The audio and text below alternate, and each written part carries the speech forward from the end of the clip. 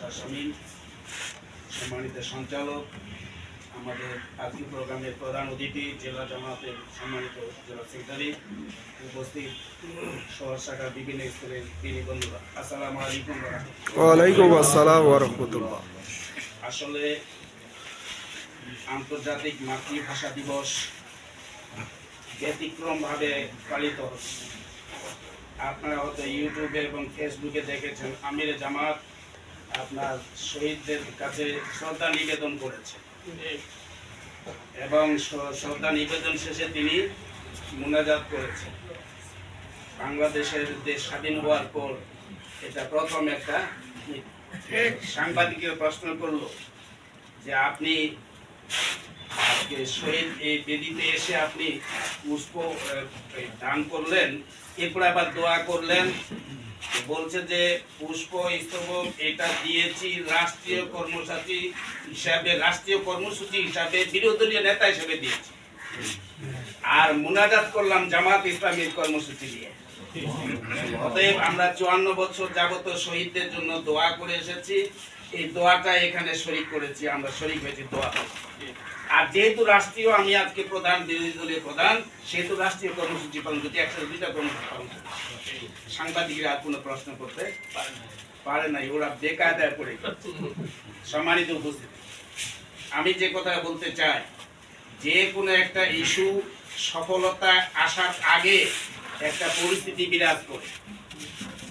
যখন জাতির উপরে কোনো কিছু চাপিয়ে দেওয়া হয় অথবা জাতির কোনো অধিকার হরণ করা হয়, এইটা নিয়ে যখন জাতি সচেতন হয়, সচেতন হওয়ার পরে আন্দোলন দাঁড়া বাঁধে, তারপরে আপনার বিজয় আসে। আন্তর্জাতিক মাতৃভাষা দিবস 21শে ফেব্রুয়ারি পাকিস্তান সরকার বলেছিল অনলি স্টেট ল্যাঙ্গুয়েজ উর্দু, রাষ্ট্রীয় ভাষা বাংলাদেশ, পাকিস্তানের রাষ্ট্রীয় ভাষা, জাতীয় ভাষা একমাত্র উর্দু হবে। এই কথাটা যখন বলেছে, তখন পূর্ব বাংলার মানুষ, বাংলা ভাষী মায়ের কাছ থেকে শেখা যে বাংলা ভাষা, এই ভাষাটা ম্লান হয়ে যাচ্ছে। এটা যখন চাপিয়ে দেওয়ার চেষ্টা করেছে, এটা চাপিয়ে দেওয়াটা মেনে নেয় নাই, সচেতন হয়েছে দেশের মানুষ, এক পর্যায়ে আন্দোলন হয়েছে, সফলতা এসেছে।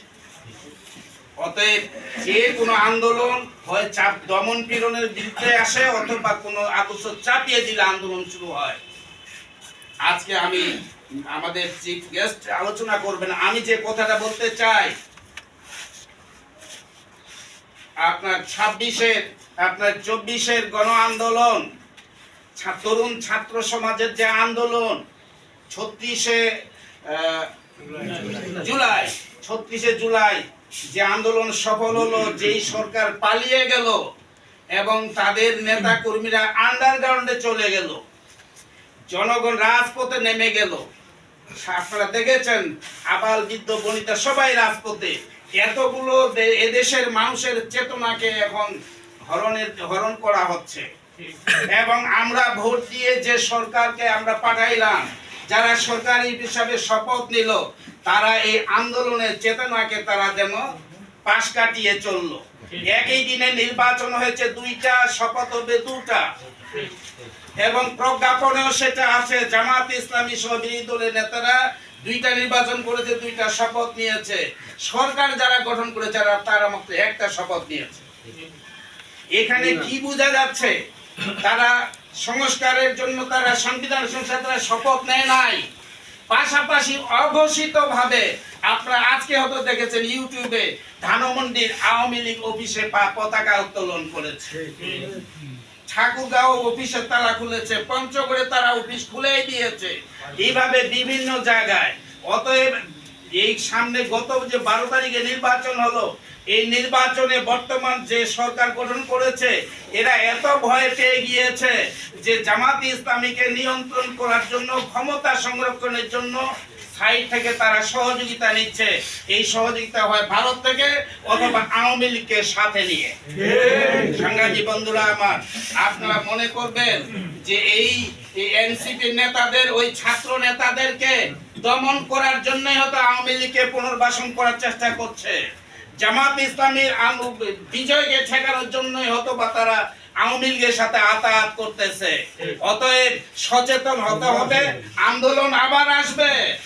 যদি না আন্দোলনে না নামতে পারি তাহলে ওই আমাদের ছাত্র নেতাদেরকে ধরে ধরে তারা মারবে, তারা ফাঁসির কাছে ঝুলাবে এবং জামাত ইসলামীকেও তারা ছাড়বে না। অতএব আমরা তাদেরকে ছাড়বো না। আমরা নিজেদেরকে রক্ষার জন্য আন্দোলনে নামবো, সচেতন হব, জনগণকে সচেতন করব।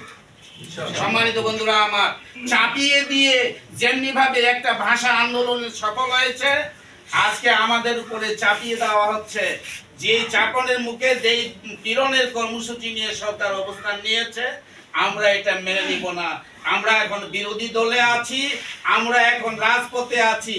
আমাদের পার্লামেন্টে বিরোধী দল, ওরা পার্লামেন্টে চিৎকার করবে, আমরা রাজপথে চিৎকার করব জনগণকে সাথে নিয়ে।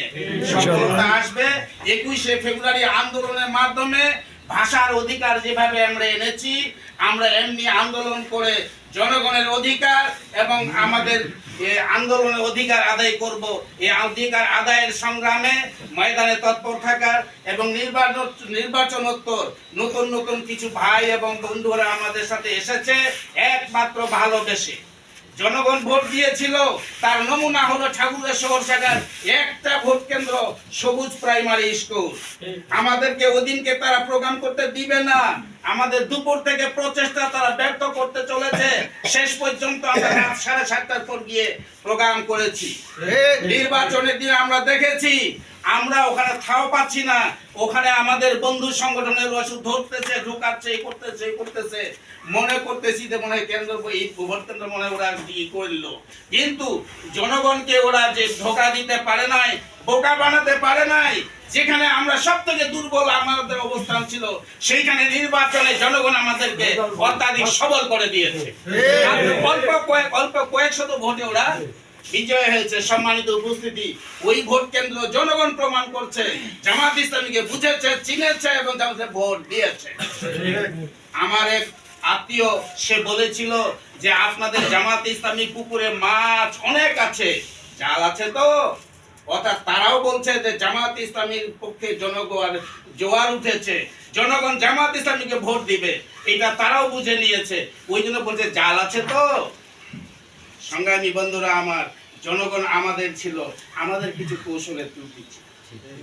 আমরা সেই ত্রুটিগুলো চিহ্নিত করব, চিহ্নিত করে সামনে সেভাবে অগ্রসর হব। আল্লাহ রাব্বুল আলামিন আগামীর জন্য আমাদের দুর্বলতাকে দূর করে সবলতা অবলম্বন করে আমাদের এগিয়ে যাওয়ার এবং বিজয়ের দ্বার, চূড়ান্ত দ্বার প্রান্তে পৌঁছার জন্য সংগ্রামী ময়দানে একাত্ম থাকার সবাইকে তৌফিক দান করুন। আমিন। আলহামদুলিল্লাহি রাব্বিল আলামিন।